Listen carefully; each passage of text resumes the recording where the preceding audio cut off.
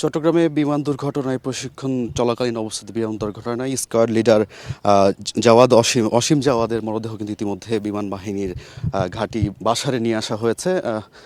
তার যে মরদেহটি সেটি কিন্তু এখন সেই বিমান বাহিনীর ঘাঁটির প্যারেড গ্রাউন্ড যেটি রয়েছে সেখানে কিন্তু নামানো হচ্ছে এবং বিমান বাহিনীর যে সকল কর্মকর্তা রয়েছেন তারা তাকে তাদের যে শ্রদ্ধা জানানোর জন্য ইতিমধ্যে কিন্তু প্রস্তুতি গ্রহণ করেছেন। আমরা জানি যে সকাল 8টায় কিন্তু চট্টগ্রাম থেকে তার মরদেহটি ঢাকার বিমান বাহিনীর ঘাঁটিতে কিন্তু নিয়ে আসা হয় এবং প্রথমে আমরা যেটি জানি যে এই মুহূর্তে যে ফিনিয়াল প্যারেড সেটি কিন্তু এখন অনুষ্ঠিত হবে। এরপরে কিন্তু তার দ্বিতীয় যে জানাজা সেটি কিন্তু অনুষ্ঠিত হবে। এই মুহূর্তে আমরা দেখতে পাচ্ছি যে স্কোয়াড লিডার অসীম জাওয়াদের মরদেহ কিন্তু আস্তে আস্তে সামনের দিকে নিয়ে আসা হচ্ছে ফিনিয়াল প্যারেডের জন্য এবং বিমান বাহিনী, নৌবাহিনী এবং সেনাবাহিনী 3 বাহিনীর পক্ষ থেকে কিন্তু তাকে শ্রদ্ধা নিবেদন জানানোর জন্যই কিন্তু প্রস্তুতি নিয়ে নিচ্ছেন। এবং আমরা জানি যে গতকাল সকালে কিন্তু সকাল 10:30টায় বিমান দুর্ঘটনায় পতেঙ্গা নদীর তীরে কিন্তু তার বিধ্বস্ত হওয়া বিমানটি পরে আমরা জানি তার দেশের জন্য কিন্তু বড় একটি অবদান তিনি রেখে গেছেন।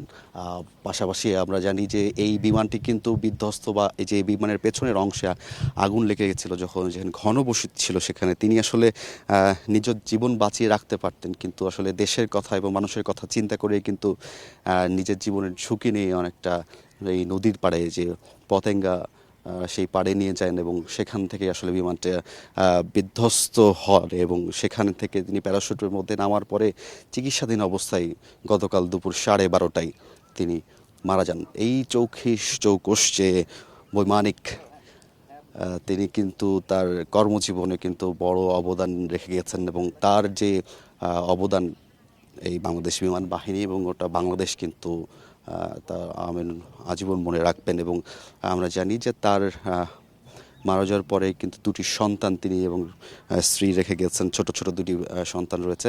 এই যে এখানকার যে আনুষ্ঠানিকতা এখন চলছে, ফিনিয়াল প্যারেড এই মুহূর্তে অনুষ্ঠিত হচ্ছে, এরপরে কিন্তু তার দ্বিতীয় জানাজা সেটি অনুষ্ঠিত হবে এবং তারপরে আমরা জানি যে তার যেই গ্রামের বাড়ি মানিকগঞ্জে সেখানে নিয়ে যাওয়া হবে। সেখানে তৃতীয় জানাজা অনুষ্ঠিত হওয়ার পরেই তার যেই দাফন কার্যক্রম সেটি অনুষ্ঠিত হবে মানিকগঞ্জে।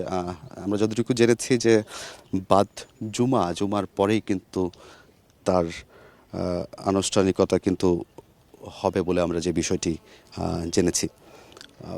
যেমনটা আসলে আমরা বলছিলাম যে এই বাংলাদেশ বিমান বাহিনীর এই চৌকস বৈমানিক অসীম জাওয়াদ তার যে মরদেহ সেটি কিন্তু এই মুহূর্তে আস্তে আস্তে কিন্তু নিয়ে আসা হচ্ছে এবং যে 3 বাহিনীর প্রধানের যে সকল কর্মকর্তারা, ঊর্ধ্বতন কর্মকর্তা এবং সর্বকর্মকর্তারা কিন্তু ইতিমধ্যে এখানে উপস্থিত হয়েছেন তার শ্রদ্ধা নিবেদনের জন্য এবং তাকে আসলে শেষবারের মতো তার যে কতটা জনপ্রিয়তা ছিল আমরা গতকাল চট্টগ্রামের যে এখানে বিমান বাহিনী ঘাঁটিটি রয়েছে সেখানে প্রথম জানাজা অনুষ্ঠিত হয়।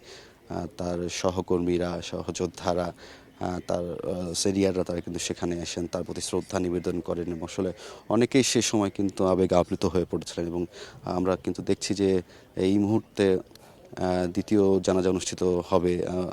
সেই জানাজার জন্য কিন্তু প্রস্তুতি মুহূর্তে চলছে এবং ফিনিয়াল প্যারেড যেটি বলা হয়ে থাকে সেটি কিন্তু এই মুহূর্তে নিচ্ছেন এবং বাংলাদেশের জাতীয় যে পতাকা সেটি দিয়ে তার কমপ্লেনটি মোড়ানো রয়েছে, যেহেতু তিনি বাংলাদেশের বড় একটি অবদান রেখে গিয়েছেন।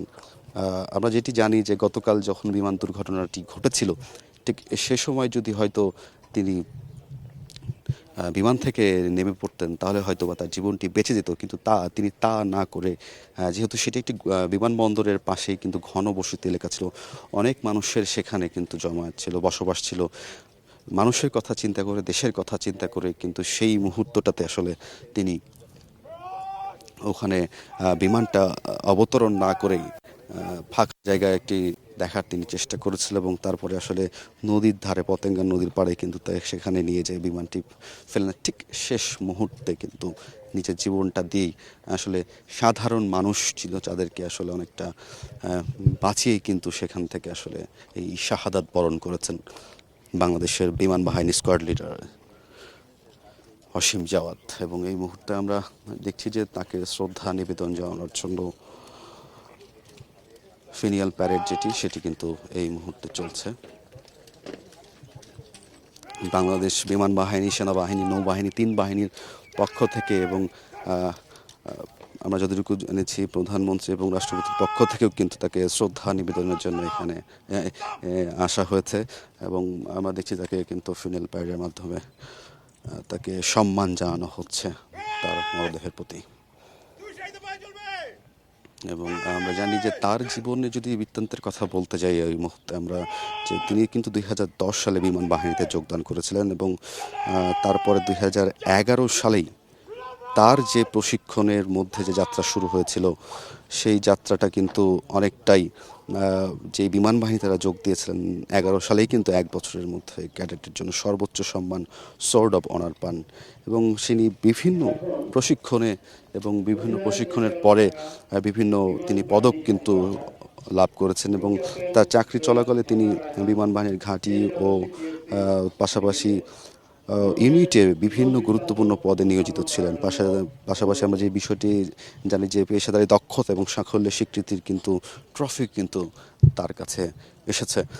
1992 সালেই কিন্তু 20 মার্চ মানিকগঞ্জে তিনি জন্মগ্রহণ করেছিলেন এবং তারপরেই কিন্তু 2010 সালে তার এই বিমান বাহিনীর যোগদান, তারপরে 1 বছরের মাথায় তার সেই স্বর্ণপদক লাভ একে একে করে তার যে স্কোয়াড লিডার হয়ে ওঠার গল্পটা কিন্তু আসলে অনেকটাই সকলের যারা আসলে বিমান বাহিনীতে ছিলেন বা আছেন তারা কিন্তু জানেন তার দেশের জন্য যেই অবদান, দেশের জন্য চেষ্টা, আকাশপথে নিরাপত্তার ক্ষেত্রে সেই নিরাপত্তাটা তিনি কিন্তু মৃত্যুর আগ পর্যন্ত দিয়ে গেছেন।